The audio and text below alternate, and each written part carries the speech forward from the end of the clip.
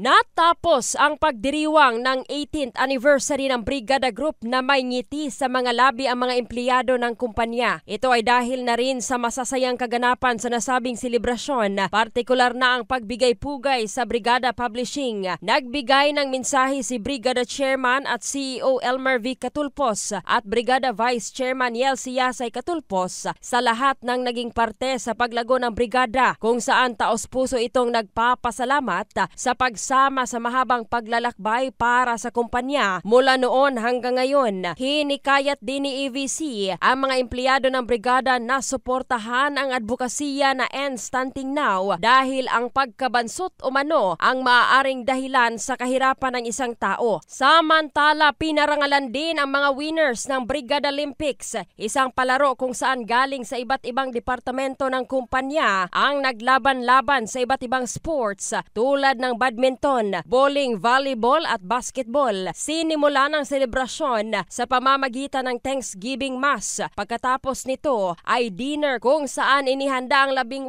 lechong baboy at iba pang mga putahe, at alas 6 ng gabi ay formal nang sinimula ng programa at nagtapos ito sa isang production number ng isang banda. Ito si Brigada Jane Alido in the heart of changing lives sa 89.5 Brigada News FM Gensan, the Music and News Authority.